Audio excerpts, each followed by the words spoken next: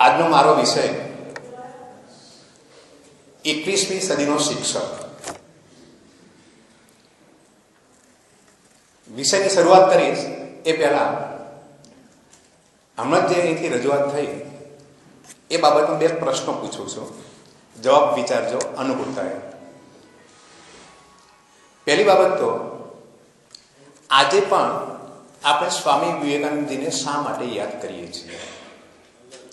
એ જ્યારે હતા ત્યારે ઘણા બધા મહાનુભાવો હતા.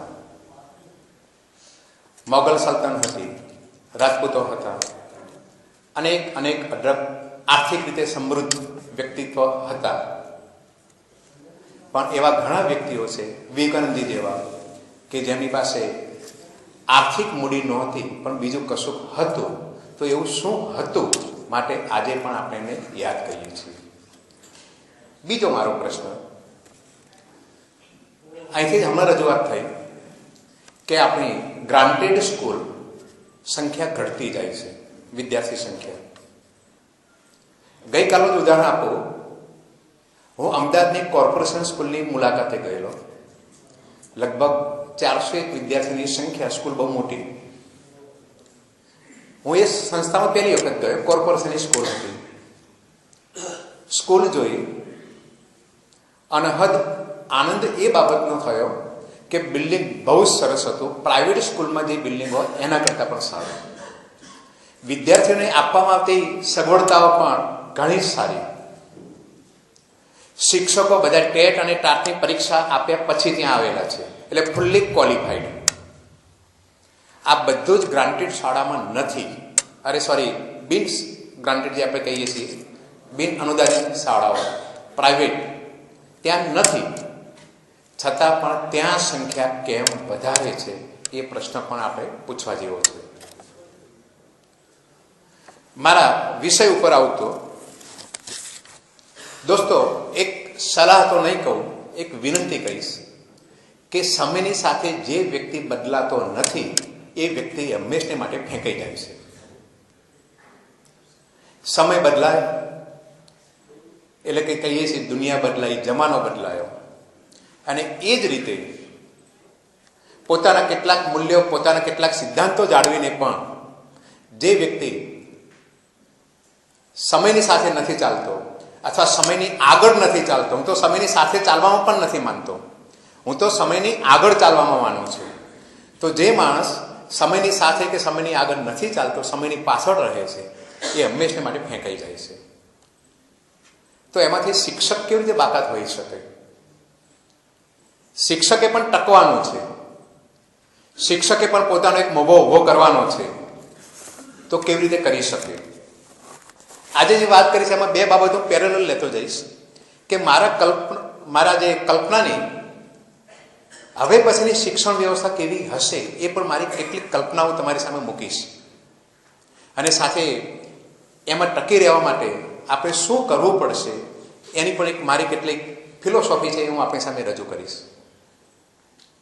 પહેલી બાબત તો એ કહી દઉં છું કે સમય બદલાય છે, જમાનો બદલાય છે, શિક્ષણ વ્યવસ્થા બદલાશે, શિક્ષણ બદલાશે, ઘણું બધું બદલાશે. પણ કેટલીક બાબતો બિલકુલ નહીં બદલાય, અને તે છે શાશ્વત મૂલ્યો. સ્વામીજીએ સવારે વાત કરી સાદગી, સદાચાર, સિદ્ધાંતોની. એવા ઘણા બધા મૂલ્યો છે જેને શાશ્વત કહીએ છીએ, જે નાશવંત નથી, ટકી રહેવાના છે. એ મૂલ્યો ક્યારેય નહીં બદલાય. પ્રામાણિકતા છે, નિયમિતતા છે, સચ્ચાઈ છે, અહિંસા છે, આપણે જે કહીએ તે વગેરે વગેરે. ભૂતકાળમાં પણ એ મૂલ્યો હતા, આજે પણ છે, ભવિષ્યમાં પણ હશે. તો બદલાશે શું મૂલ્યો બાબતમાં? તો દોસ્તો બદલાશે એ કે મૂલ્યોનું સિંચન કરવાની પદ્ધતિ બદલાશે. આજે ઘણીવાર આપણે એમ કહીએ છીએ કે આપણે સ્કૂલની અંદર રહેલા બાળકો, ઇવન આપણા બાળકો કે વિદ્યાર્થીઓ, એમનામાં મૂલ્યો ઓછા થતા જાય છે. આપણે ઘણીવાર આ ફરિયાદ કરીએ છીએ કે એમનામાં તમે જ્યારે નાના હતા ત્યારે યાદ કરો કે ગામમાંથી તમે પસાર થતા હો અને સામે જો આપણા શિક્ષક આવે તો આપણે એમને કેટલું માન આપતા. કદાચ આપણે સંતાઈ જતા હતા તો માન આપતા હતા. આજે મને કશું જ જોવા મળતું નથી. સ્વાભાવિક કોઈ શિક્ષક ક્યારે પોતાના વિદ્યાર્થીને નથી શીખવતો કે તું ચોર બની જાય, તું ખોટું કર, તું આમ કર. અને છતાં પણ સારામાં સારું શીખવાડે છે, છતાં વિદ્યાર્થી સુધી કેમ પહોંચતું નથી? મારી દ્રષ્ટિએ કારણ એ છે કે સિંચન કરવા માટે, મૂલ્યોનું સિંચન કરવા માટે આપણે જે પદ્ધતિઓ અખત્યાર કરીએ છીએ, આપણે જે પદ્ધતિઓનો ઉપયોગ કરીએ છીએ, એ પદ્ધતિઓ આજના બાળકોને પસંદ નથી અને માટે નથી સ્વીકારતા. તો મૂલ્યો એના એ જ હશે, પદ્ધતિ બદલાશે. દોસ્તો, એટલો બધો જમાનો બદલાતો જાય છે. તમે યાદ કરો કે આજથી 15 વર્ષ પહેલાની યાદ કરો, 20 વર્ષ પહેલા યાદ કરો કે તમે જ્યાં રહેતા હતા ત્યાં તમારો કોઈ પડોશી હશે, સાંજે તમારા ત્યાં કોઈક નવી વાનગી બને કે એક ફરસાણ બનાવ્યું સાંજે ઉપર, તો હું ગેરંટી સાથે કહું આથી 20 વર્ષ પહેલા, 15 વર્ષ પહેલા આજુબાજુ પડોશીના ઘેર 2 ડીશો જતી હતી, આપણે બનાવેલું હોય તે. આજે જાય છે? નથી જતી. આપણે પણ કેટલીક બાબતોમાં બદલાયા છીએ.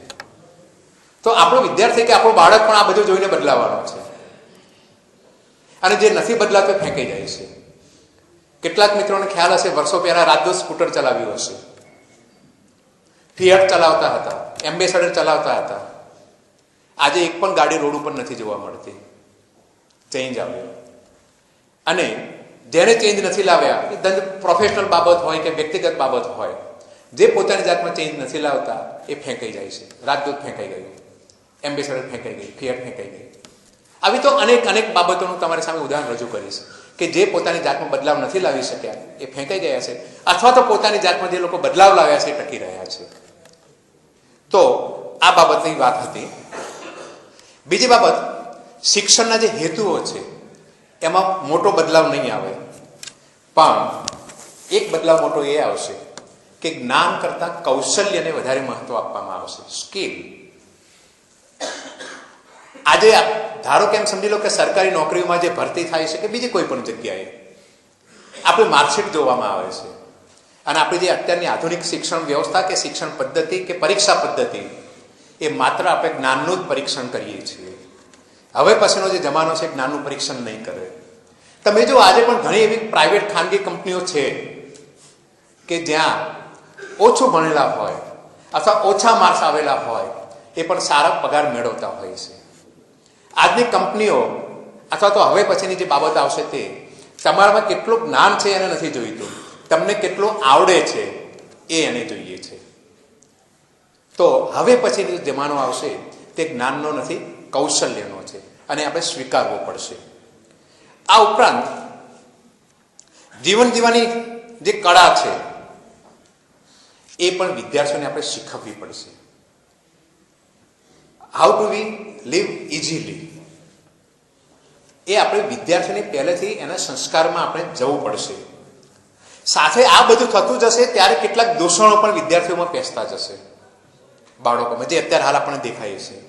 એ દૂષણની સામે એક આપણે પડકાર બનીને ઊભું રહેવું પડશે, અને એ માટે પણ આપણે કેટલીક આપણા વર્તનમાં, આપણા વ્યવહારમાં, આપણી પદ્ધતિઓમાં ચેન્જ લાવવો પડશે, અને શિક્ષકે વિદ્યાર્થીની પાસે જવું પડશે. અત્યારે જોઈએ છીએ કે સ્કૂલ સુધી વિદ્યાર્થી આવે છે. પહેલાં તો છાત્રાલયોમાં રહેતા હતા, ઋષિમુનિઓને ત્યાં આશ્રમમાં જતા હતા.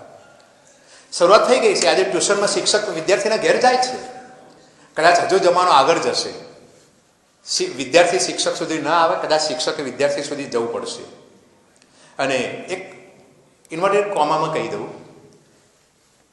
આપણી ભારત સરકાર એક નવો, શું કહેવાય કે એના માટે હું શબ્દ કહીશ, એક નવી સિસ્ટમ ઊભી કરવા માંગે છે, એક નવો પ્રોજેક્ટ હાથ ધરવા માંગે છે હવે પછી આવતા વર્ષોમાં.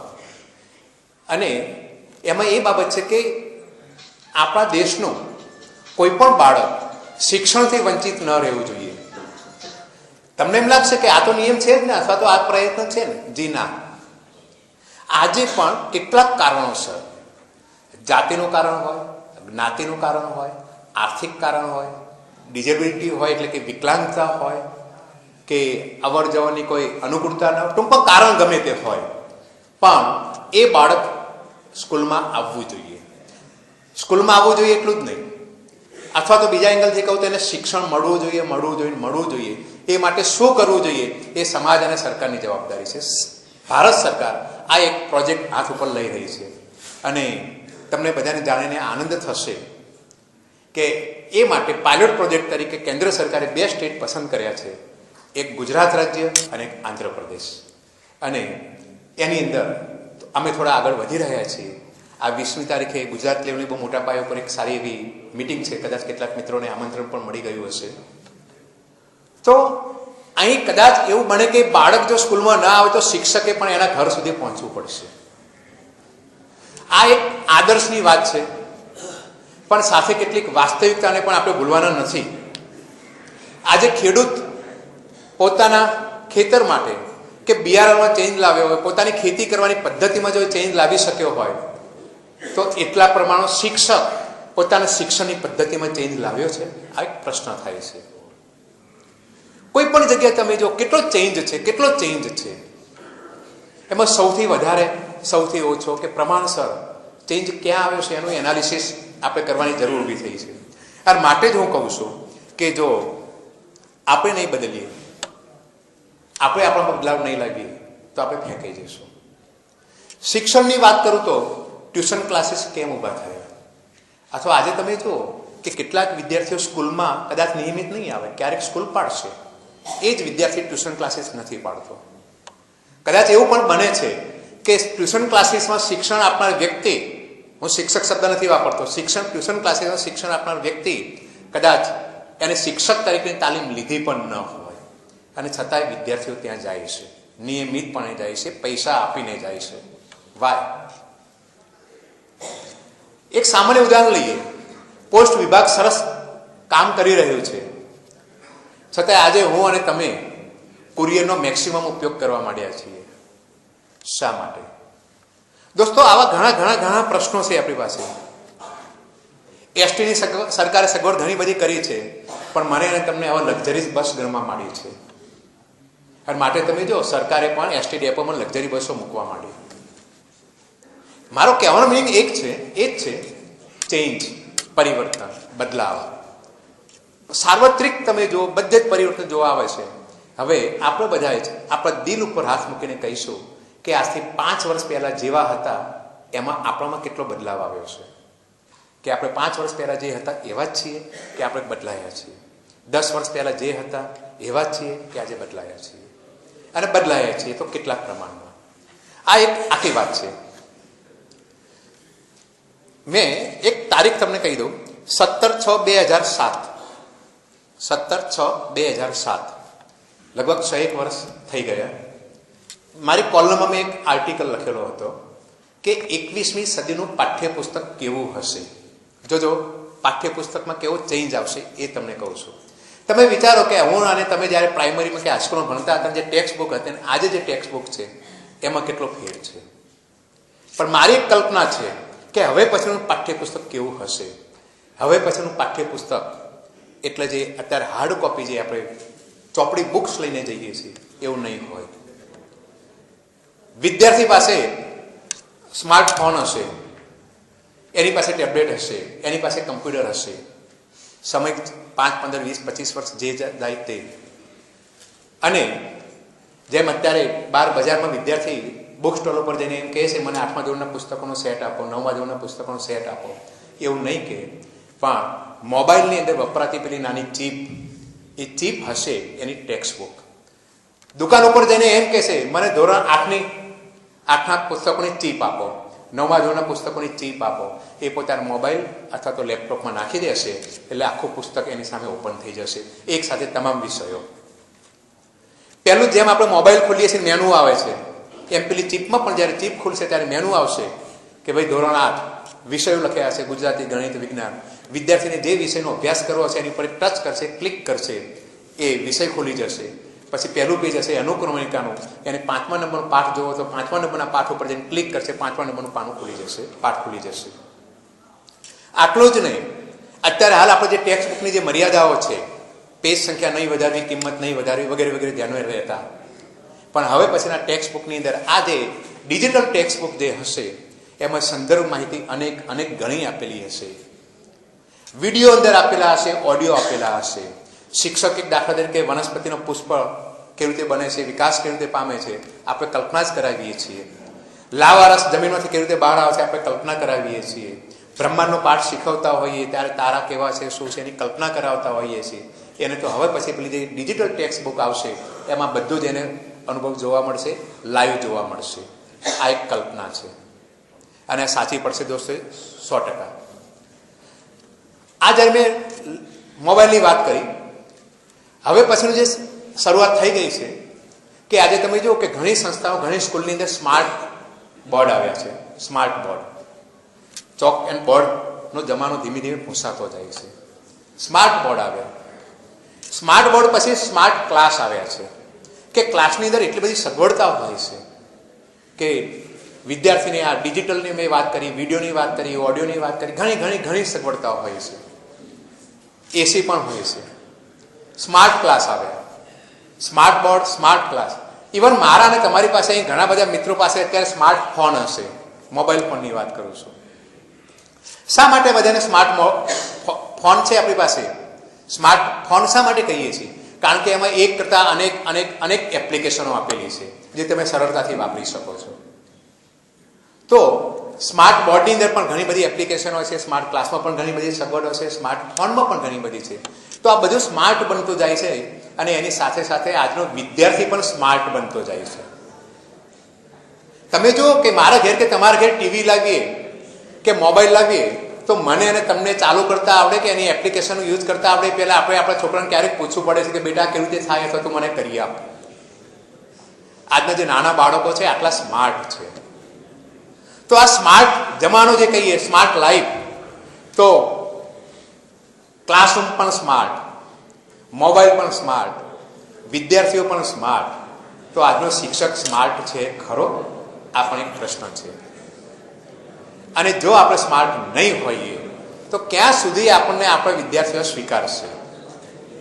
ક્યાં સુધી આ વિદ્યાર્થીઓ આપણને સ્વીકારશે? અને આ સ્માર્ટ શિક્ષક, કોઈને કાંઈ પ્રશ્ન પૂછવો તો વચ્ચેથી મને પૂછી શકે છે. અંદર ચર્ચા કરવાથી જવાબથી સંતોષ થાય તો ઇટ્સ ઓકે. કદાચ પૂછવો હોય તો મને પૂછી શકે છે. આ સ્માર્ટ શિક્ષક એટલે જ 21મી સદીનો શિક્ષક. સ્માર્ટ શિક્ષક એટલે જ 21મી સદીનો શિક્ષક. અને જે વિદ્યાર્થીને ભણાવ્યા કરતાં એને માર્ગદર્શન આપવાનું વધારે પસંદ કરશે એ શિક્ષક સફળ થશે. આજે આપણે બધા એવું માનીએ છીએ કે હું શીખવાડું તો જ વિદ્યાર્થીને આવડે.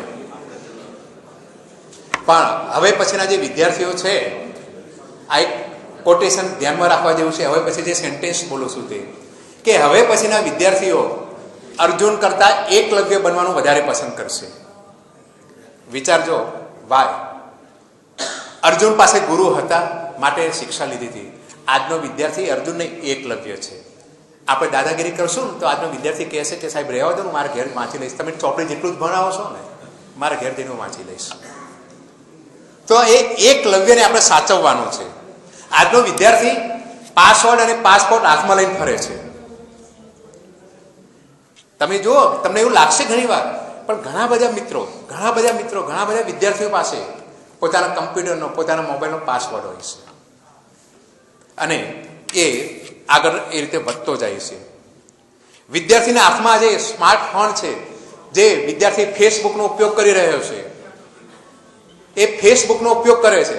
આપણે બુકને પણ ફેસ નથી કરી શકતા. આજનો વિદ્યાર્થી વોટ્સઅપનો ઉપયોગ કરી રહ્યો છે. તમને ખ્યાલ, હજુ તો તમારી પાસે એટલા નસીબદાર છો કે નાના છોકરાઓ છે, પણ અમારી પાસે જે મોટા તાલીમાર્થીઓ જે આવે છે એ ઘણીવાર મેં બોલતા હોઈએ ને તો એને ખ્યાલ આવ્યો ના આવે કે કાંઈ કોમેન્ટ કરવી હોય તો વોટ્સઅપની અંદર એ પોતાના મિત્રોને એક જ મિનિટમાં ફેલાઈ દે છે. અને બધું મફત ચાલે છે. આ બધી મફત સર્વિસો ચાલે છે. તો આજનો વિદ્યાર્થી જે આ ફેસબુક કહ્યું, વોટ્સઅપ કહ્યું, આપણો જે મોબાઈલ છે, લેપટોપ છે, એને આખી દુનિયા બદલી નાખી છે. જે ઈચ્છે તે થોડીક ક્ષણોમાં એ મેળવી શકે છે. અને માટે મને ઘણીવાર એવું લાગે છે દોસ્તો, આ એક મોટો કટાક્ષ છે. ઘણીવાર એવું લાગે છે કે જો આપણે આપણી જાતમાં બદલાવ નહીં લાવીએ તો હવે પછી બે વિદ્યાર્થીઓ વાતો કરતા હશે ને તો પણ આપણે નહીં સમજી શકીએ કે શું વાત કરી રહ્યા છે. અને આપણે એને સમજાવવાનો પ્રયત્ન કરીશું ને આપણી વાત, તો તમે અડધું વાક્ય બોલશો એ પહેલાં વિદ્યાર્થી કહેશે સાહેબ અમને ખબર પડી ગઈ, તમે શું કહેવા માંગો છો. માટે આપણે બદલાવાની જરૂર છે. ઇન્ટરનેટ, કમ્પ્યુટર આજનો વિદ્યાર્થી પોતાને ગજવામાં રાખીને ફરે છે. આજના વિદ્યાર્થી માટે ઇન્ટરનેટ એક સામાન્ય બાબત બનતી ગઈ છે, કમ્પ્યુટર એક સામાન્ય બાબત બનતી ગઈ છે. અને માટે જ 21મી સદીના શિક્ષકે આજે નહીં તો 2 વર્ષે, 5 વર્ષે, 10 વર્ષે વિદ્યાર્થીથી આપણે આગળ ન નીકળી શકીએ તો કાંઈ નહીં, પણ જેટલું જાણતો હોય એટલું તો આપણે મિનિમમ જાણવું પડશે. અને જો સફળ થવું હશે તો એના કરતાં વધારે જાણવું પડશે, તો એ તમારી સામે ઊભો રહેશે, તમારી સામે ટકી શકશે. સાથે કંપનીની વિવિધ એપ્લિકેશનો જેનો વર્ગખંડમાં આપણે ઉપયોગ કરવો પડશે. એક સામાન્ય ઉદાહરણ દોસ્તો આપો, એનો અમલ કરવા જેવો છે. એક સામાન્ય ઉદાહરણ છે, લગભગ 2007 કે 8ની અંદર નેશનલ લેવલ ઉપર મેં એક પ્રેઝન્ટેશન, એક પેપર પ્રેઝન્ટ કરેલું હતું. આ એક સામાન્ય ઉદાહરણ છે, પણ તમારી જાતમાં બહુ મોટો ચેન્જ લાવશે. બહુ ઇઝી બાબત છે. જે તે સમયે મારા ક્લાસમાં એક અંધ વિદ્યાર્થી હતો અને એક દિવસ મારી પાસે આવ્યો કે સાહેબ આપણું જ્યારે લેક્ચર હોય છે તો એ લેક્ચર મારે ટેપ કરવું છે. મેં એને હા પાડી. એ નિયમિતપણે મારું લેક્ચર આવે ત્યારે સ્ટેજ અહીં ઉપર ટેપ રેકોર્ડર મૂકી દેતો. એ વખતે કેસેટ ચાલતી હતી અને મારા તમામ લેક્ચર એ ટેપ કર્યો. 2-3 લેક્ચર એને ટેપ કર્યા પછી મને એમ લાગ્યું કે લાઈને હું પણ સાંભળું. તો એવો સમય ન મળે એટલે હું શું કરું કે કોલેજથી ઘેર જતા કે રસ્તામાં ગાડીમાં જે કેસેટનો ઉપયોગ હું કરતો હતો.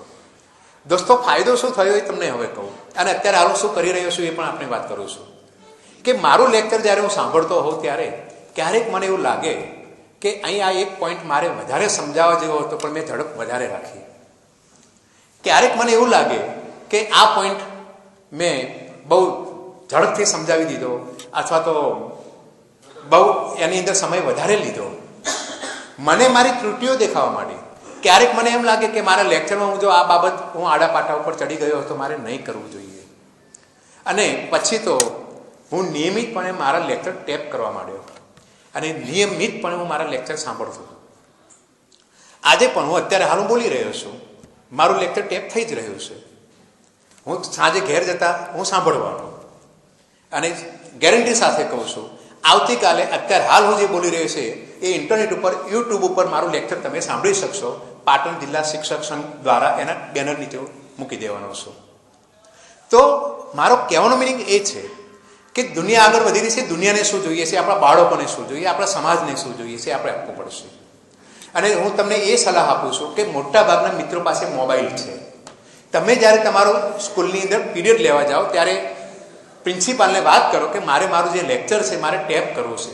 મોબાઈલની અંદર તમે તમારો જે લેક્ચર છે તમે ટેપ કરો, ઘેર જઈને સાંજે સાંભળો. તમને તમારા લેક્ચરમાં ઘણી બધી બાબતો એવી લાગશે કે કેટલીક બાબતો બહુ સરસ હતી, તમે એને પકડી રાખશો. કેટલીક મર્યાદાઓ તમને તમારી જાતે જ લાગશે કે મારે આવું નહોતું કરવું જોઈએ, તો ધીમે ધીમે રિમૂવ થશે. અને આપણા જે લેક્ચર હોય છે કે આપણે જે તાસ હોય છે એમાં ક્રમશઃ સુધારો થતો જશે. તો એક આ અમલ કરવા જેવી એક બાબત છે જે મેં આપણી સામે રજૂ કરી. બીજી બાબત કે અત્યાર સુધી આપણી સામે બેઠેલા વિદ્યાર્થીઓ આપણું માન મર્યાદા રાખતા હતા, આપણો મોભો સ્વીકારતા હતા, પણ છતાંય આપણે તમામ વિદ્યાર્થીઓને એક જ રીતે આજે ભણાવીએ છીએ, છતાંય ચલવી લે છે. પણ હવે પછીના વિદ્યાર્થીઓ નહીં ચલવી લે. હવે પછીના વિદ્યાર્થીઓ પાસે માટે મેં 2-3 શબ્દો ખાસ યાદ કરીને લખ્યા છે કે હવે પછીનો જે વિદ્યાર્થી છે એ ઊંચો પ્રોડક્ટિવ હશે, અસરકારક એનામાં કમ્યુનિકેટ સ્કિલ હશે, ન્યૂ થિંકર હશે, માસ્ટર ઓફ ટેકનોલોજી હશે. આજે આપણે ઘણા શિક્ષકો પાસે ઘણી બધી આવડત હોય છે, છતાં પણ જો એનું નબળું એક પાસું હોય ક્યારેક કેટલાક શિક્ષકોમાં, તો એની કમ્યુનિકેશન સ્કિલ, એની રજૂઆત કરવાની સ્કિલ, એની પાસે નોલેજ બહુ હોય છે, પણ રજૂઆત જો નબળો હશે તો હવે પછીનો શિક્ષક નહીં ચાલે. એની પાસે જ્ઞાન ઓછું હશે પણ જો કમ્યુનિકેશન સ્કિલ સારી હશે તો પોતાનો જે પેલો માઇનસ પોઈન્ટ છે, નોલેજ ઓછું છે, દબાઈ દેશે. પોતાની વાક છટાથી એ વિદ્યાર્થીઓને મોહી લેશે અને વિદ્યાર્થીઓ એવા શિક્ષકોને થોડા પસંદ કરતા થઈ જશે. હવે પછીના વિદ્યાર્થીઓ રસના આધારે આગળ વધવા માગશે અને માટે આપણે શિક્ષકોએ વિદ્યાર્થીના રસને હવે પછી ઓળખવો પડશે. નહીં તો તમે એમ કહેશો કે મારે આ ભણાવવું છે, હું આ ભણો, તો વિદ્યાર્થી કહેશે સાહેબ મને એમાં રસ જ નથી, મારે ભવિષ્યમાં એનો ઉપયોગ કરવો જ નથી, મારે શા માટે ભણવાની જરૂર. એટલે હવે પછીનો વિદ્યાર્થી રસ આધારિત શિક્ષણ લેશે અને એ જ રીતે આપણે શિક્ષકોએ પણ ત્યાં તૈયાર થવું પડશે. એટલે શિક્ષકે પોતે યુનિક કશું કરવું પડશે, યુનિક ક્રિટિકલ કંઈક કરવું પડશે, વ્યક્તિગત જે કહેવાય ક્રિએટિવિટી આપણે ડેવલપ કરવી પડશે. તો આપણે શિક્ષકો ત્યાં વિદ્યાર્થીઓ સામે ટકી શકીશું. વૈશ્વિક, વ્યાપક અને વધારે પડકારરૂપ આપણી ભૂમિકા બની જશે. આજે મોટાભાગના આપણા શિક્ષકોની ભૂમિકા 4 દિવાલ વચ્ચેની છે. હવે પછીના આપણી જે ભૂમિકા છે વૈશ્વિક બનશે, વૈશ્વિક બનશે. કદાચ એવું બનશે કે મેં વાત કરી અત્યારે કે આ લેક્ચર મારું યુટ્યુબ ઉપર હું મૂકવાનો છું, કદાચ 2, 5, 10 વર્ષ પછી એવું પણ બને કે તમે તમારા લેક્ચર યુટ્યુબ ઉપર મૂકતા હશો. હું અતિશયોક્તિ નથી કરતો, પણ સાચે જ કહું કે છેલ્લા 4-5 વર્ષમાં મને યાદ નથી કે મેં મારી કોલેજમાં ક્યારે ચોક એન્ડ ટોકથી ભણાવ્યું હોય. અને મારા જેટલા લેક્ચર છે એ તમામ લેક્ચર હું સાંજે ઘેર આવ્યા પછી ઇન્ટરનેટ ઉપર મૂકી દઉં છું. અને મૂકવા પાછળનો એકમાત્ર હેતુ એ છે કે મારા જે વિદ્યાર્થીઓ કોલેજમાં આવી શક્યા નથી અથવા જે આવ્યા છે એને ફરીથી સાંભળવા છે તો યુટ્યુબ ઉપર જઈને લેક્ચર સાંભળી શકે. અને વિશિષ્ટ લેક્ચર હોય તો મારી પોતાની વેબસાઇટ ઉપર પણ હું મૂકી દઉં છું. તો શિક્ષકે હવે ભાઈ ધીમે ધીમે આ રોલ ભજવવો પડશે તો વિદ્યાર્થી તમારી નજીક રહેશે. એક બીજો શબ્દ મને બહુ ગમે છે શિક્ષક માટે કે શિક્ષકે બ્રિજ બનવાનું છે. આપ બરાબર વિચારી રહેજો, શિક્ષકે બ્રિજ બનવાનું છે, પુલ જે આપણે કહીએ છીએ. શેનું? તો આપણે ઘણીવાર વિદ્યાર્થીઓને કહીએ છીએ કે દોસ્ત તારે ભવિષ્યમાં આ બનવાનું છે, તારામાં આટલો ચેન્જ લાવવાનો છે. ઇટ મીન્સ કે અત્યારે હાલ વિદ્યાર્થી જ્યાં છે ત્યાંથી આપણે ક્યાંક આગળ લઈ જવા માંગીએ છીએ. તો અત્યારે જ્યાં છે ત્યાં અને એને જ્યાં પહોંચાડવા માંગીએ છીએ એ બંને વચ્ચેની ગેપ પૂરવા માટે શિક્ષક એક બ્રિજ રૂપે કામ કરવાનું છે. તો જે શિક્ષક હવે પછી બ્રિજ બનશે એ સફળ થઈ શકશે અને 21મી સદીમાં શિક્ષકે કરવું પડશે. મારો એક આર્ટિકલ એવો પણ હતો, એનો ટાઇટલ આવો હતો દોસ્તો. એ આર્ટિકલનું તારીખ પણ છે 17/9/2007, 17/9/2007ના સંદેશના ન્યૂઝપેપરમાં. ટાઇટલ કંઈ આવું હતું કે નિબંધના વિષયો ક્યારે બદલીશું, નિબંધના વિષયો ક્યારે બદલીશું. દોસ્તો તમે વિચારો, તમે ભણતા હતા ત્યારે નિબંધ આપણે કયા આપણા બાળક અથવા આપણને કયા આપણા સાહેબે નિબંધો લખાવ્યા હતા અને આજે આપણે જે વિદ્યાર્થી આવે છે એને કયા વિષયો નીચે લખાવીએ છીએ. શું સમય નથી પાકી ગયો કે નિબંધના વિષયો આપણે બદલાવવા પડશે? હમણાં અઠવાડિયે 10 દિવસ પહેલાં GCRTમાં અમારી એક મિટિંગ હતી, ત્યારે કાંઈક થોડી વાતચીત નીકળી અને એમાંથી મારે કહેવું પડ્યું કે અત્યારે હાલના જે આપણા પાઠ્યપુસ્તકો છે એમાં ઘણું બધું પરિવર્તનની જરૂર છે. ત્યારે GCRT મને પૂછ્યું કે અશોકભાઈ આટલું બધું તો સરસ બનાવ્યા છે કે શું વાંધો છે? મેં કહ્યું ચલો કન્ટેન્ટમાં તો મેં પેલું હમણાં જે તમને 21મી સદીનો પાઠ્યપુસ્તક ચીપ આધારિત કહ્યું વગેરે વગેરે એ તો વાત ખરી જ. ત્યારે મારે એમને એવું કહેવું પડ્યું કે ભાઈ તમે જે આપણે ટેક્સ્ટ બુક છે એનો કોઈ પાઠ છે તો હવે તો લગભગ એમ સમજીએ કે ગ્રામ્ય વિસ્તાર સુધી પણ ઇન્ટરનેટ પહોંચતા ગયા છે. અને આજે આપણે શરૂઆત કરશું 5, 15, 25 વર્ષ પછી અમુક સ્ટેજ ઉપર પહોંચશું. શરૂઆત તો ક્યાંકથી કરીએ. તો મેં એક પાઠ્યપુસ્તક મંડળને GCRTને એક સૂચન આપ્યું કે તમે જેટલા કન્ટેન્ટના જેટલા મુદ્દાઓ છે એને લગતું સંદર્ભ સાહિત્ય, વિડીયો, ઓડિયો, ચિત્રો આ બધું કલેક્ટ કરો, બનાવડાવો, અથવા તો બનાવવું ન હોય તો કાંઈ નહીં, ઇન્ટરનેટ ઉપર બધું જ મળે છે. એને તમે સર્ચ કરીને સંગ્રહ કરો અને પાઠ્યપુસ્તક મંડળની પોતાની વેબસાઇટ ઉપર એને મૂકી દો. તો શિક્ષક પણ ઉપયોગ કરી શકશે, વિદ્યાર્થી પણ ઉપયોગ કરી શકશે. સાથે મને આજના જે પાઠ્યપુસ્તક સૌથી માઇનસ પોઈન્ટ જો કોઈ લાગતો હોય તો આજના સ્વાધ્યાયની વાત કરું છું. કારણ કે મોટાભાગે આજે શિક્ષક તરીકે આપણે પણ મોટાભાગે વિદ્યાર્થીઓને કયા સ્વાધ્યાય આપીએ છીએ? 5 પ્રશ્નો લખી લાવજો, ફલાણું લખી લાવજો, આ લખી લાવજો, ટૂંક નોંધ લખી લાવજો વગેરે વગેરે જે આપતા હોય તે. હું એનાથી તદ્દન વિપરીત મારો મત છે. વિદ્યાર્થીને સ્વાધ્યાય જો આપવું હોય તો કોઈ પ્રવૃત્તિ લક્ષી સ્વાધ્યાય આપવું જોઈએ. અને આજે પણ મારા તાલીમાર્થીઓ જ્યારે બીએડના લેશન આપવા જાય છે ત્યારે પાઠ બતાવવા આવે અને જો કોઈ તાલીમાર્થીએ લખવાનું જો લેશન આપ્યું તો સ્વીકારતો નથી. હું એમ જ કહું કે વિદ્યાર્થીને એવું લેસન આપો જે એના મમ્મી પપ્પા સાથે ચોક્કસ વિષયની ચર્ચા કરે, એના પડોશી સાથે ચોક્કસ વિષયની ચર્ચા કરે, કોઈ ગામમાં ચોક્કસ જગ્યાની મુલાકાત લે અને એના આધારે પોતે વિચારણા કરે, વગેરે વગેરે પ્રવૃત્તિલક્ષી સ્વાધ્યાય આપો.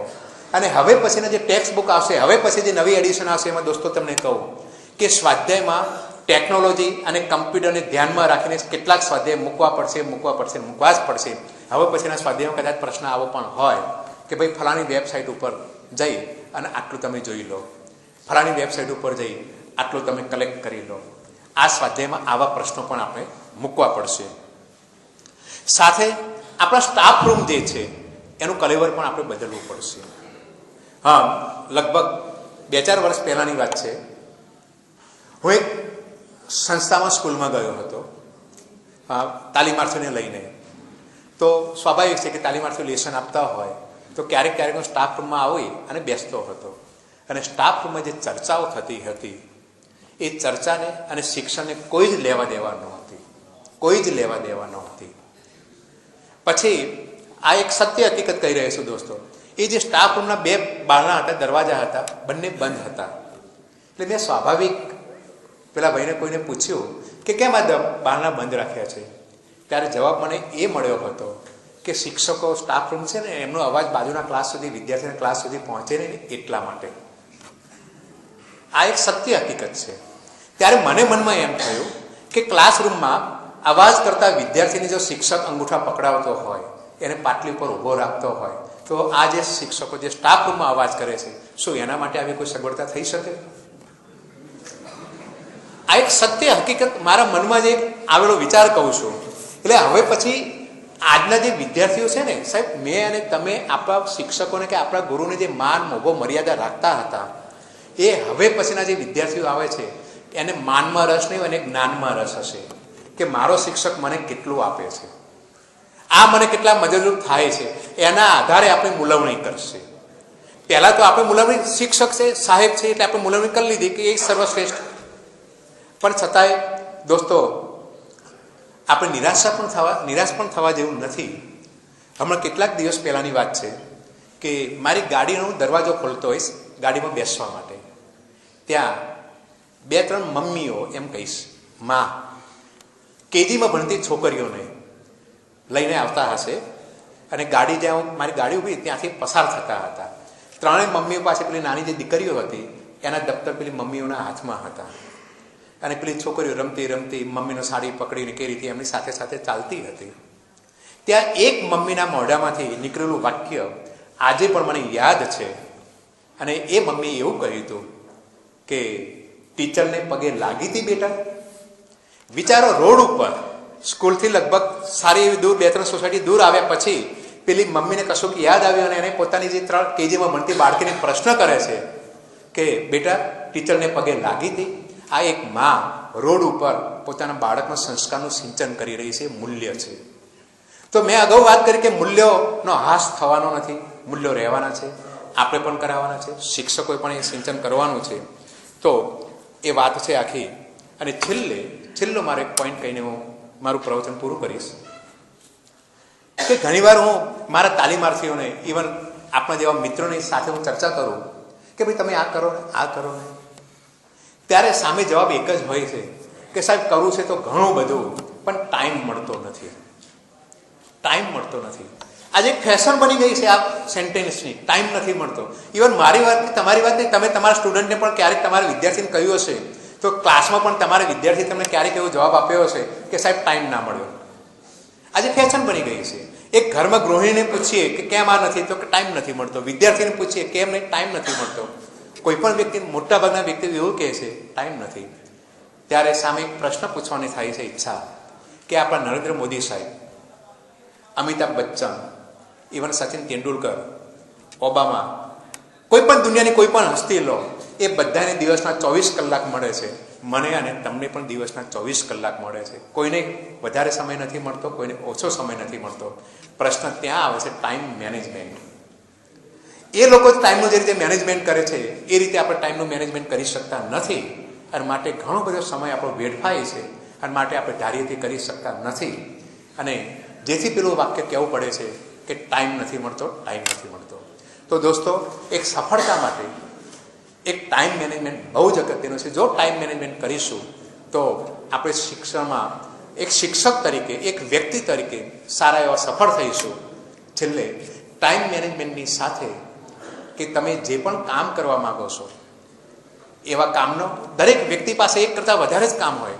આજે તમે બેઠા છો પણ કેટલાક કામ તમે પડતા મૂકીને આવ્યા હશે, કેટલાક કામ તમે સાંજે જઈને કરશો, કેટલાક કામ તમે આવતીકાલે મૂકો. એટલે તમે કાંઈ બધા નવરા હતા નહીં આવ્યા છે એવું માનવાની કોઈ જરૂર નથી. બધા જ કામ અઘરા છો, બધા જ કામ કરો છો. પણ આપણે ઘણા બધા વ્યક્તિઓ કામ એક સાથે એકથી વધારે કામ હોય ત્યારે કયો કામને અગત્યતા આપવી, કેટલાક પ્રમાણમાં અગત્યતા આપવી એ આપણે નક્કી કરી શકતા નથી. એટલે મારો કહેવાનો નિયમ છે કે કામની પ્રાયોરિટી આપણે નક્કી કરી શકતા નથી અને જેના કારણે આપણા કેટલાક કામ, નહીં કરવા જેવા કામ આપણે ઘણા બધા કરીએ છીએ અને કરવા જેવા કામ રહી જાય છે. છેલ્લે આપને કહી દઉં છું કે રાત્રે સૂઈ જાઓ ત્યારે એક હોમવર્ક આપું છું. હા, એક હોમવર્ક રાત્રે સૂઈ જાઓ ત્યારે કે નક્કી કરી લઈશું કે દિવસ દરમિયાન તમે કેટલા કામ કર્યા હતા, એમાં કેટલા કામ કરવા જેવા હતા અને કેટલા કરવા જેવા નહોતા. હા, તો મારી આજની વાત હતી. આટલી વાત હું અહીં મારું વક્તવ્ય પૂર્ણ કરું છું. અને દોસ્તો સમય મળે તો આવતીકાલે યુટ્યુબ ઉપર youtube.com/Dr. અશોક પટેલ જોશો તો આ લેક્ચર આવતીકાલે ઇન્ટરનેટ ઉપર હશે. Thank you.